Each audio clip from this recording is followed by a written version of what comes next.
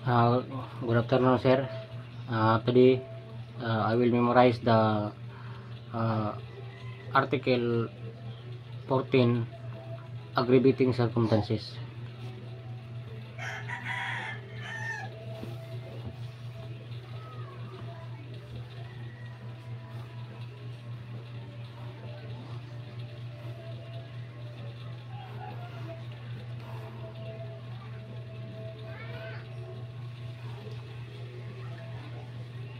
Um, Aggravating circumstances, paragraph number 1.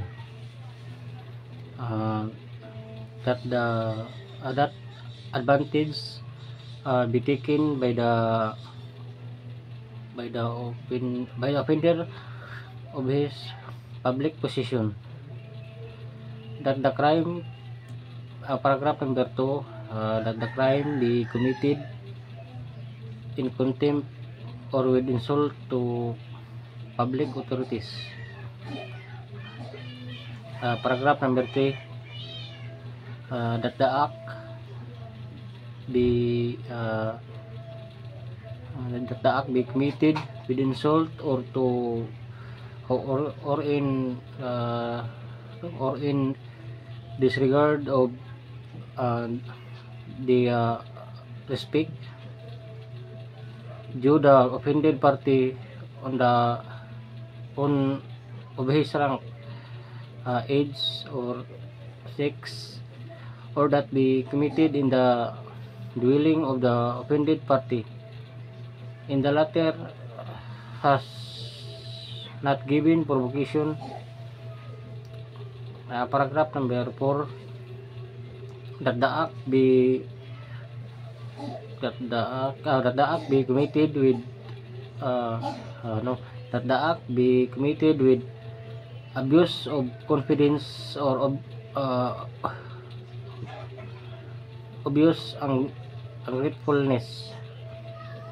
Paragraph number 5, that the crime be committed in the palace of the chief executive or in his presence, or what public authorities are discharged of their duties in a place dedicated to religious worship. Paragraph number 6, that the crime be committed in the night time or in the uninhabited place, or and by a band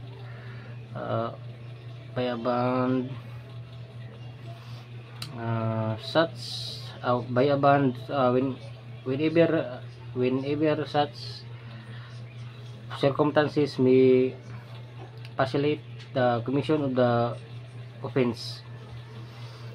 Whenever more than 3 armed malefactors shall have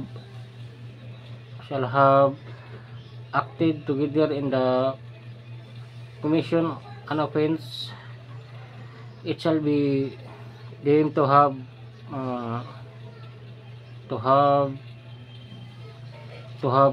committed by a band. Paragraph number 7, that the crime be committed on the occasions of a conflagration, shipwreck, earthquake, or epidemic or other calamity or misfortune. Paragraph number 8, that the crime be committed with the aid of armed men or person who ensure or afford impunity. Paragraph number 9, that the accused is a recidivist. A recidivist is one who at time of his trial for one crime have been previously convicted by final judgment. Other crime embrace in the title of this code. Paragraph number 10, that the offender has been previously punished by an offense punish an offense to which the law attach to which the law attach an equal or greater injury greater penalty, or for two or more crimes to which it attaches a higher penalty. Paragraph number 11, that a crime be committed in the consideration of a price, or that the crime be committed in the consideration of a reward, price, or promise. Paragraph number 12 rather. Paragraph number 12, that the crime be committed by means of inundation, fire, poison, explosion, standing vessels, international damage thereto, derailment of a locomotive by the use of any artifice involving great waste and rain. Paragraph number 13, that the act be committed with evidence premeditation. Paragraph number 14, that the craft, fraud or disguise be employed. Paragraph number 15, that the advantage be taken of superior strength by means be employed to awaken the defense. Paragraph number 16, that the act be committed with treachery or either alibusia. There is treachery when the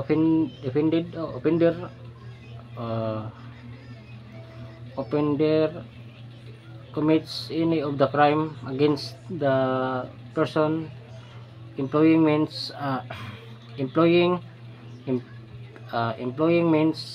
methods or forms in the execution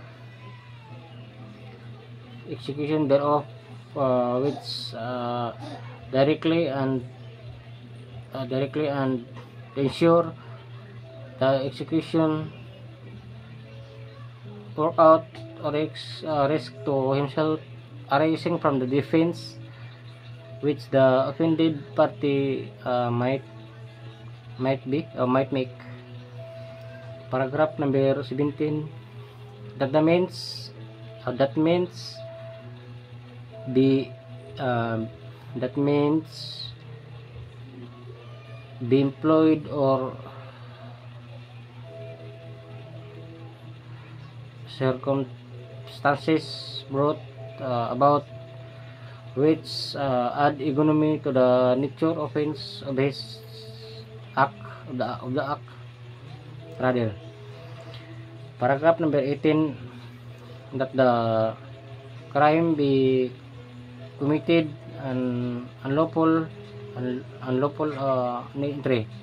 Paragraph number 19, there is an unlawful entry when an entrance of a crime, roof, floor, wall or window must a window be broken.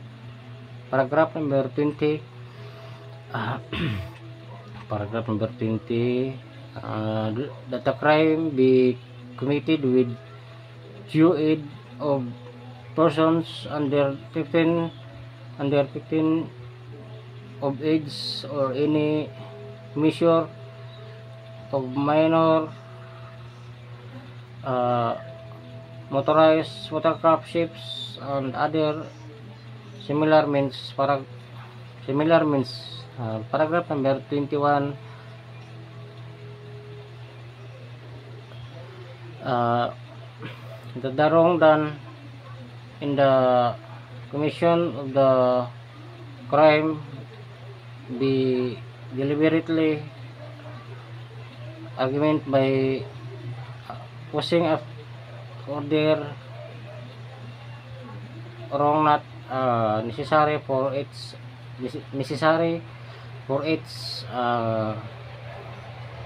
commission. That's all, sir. Thank you.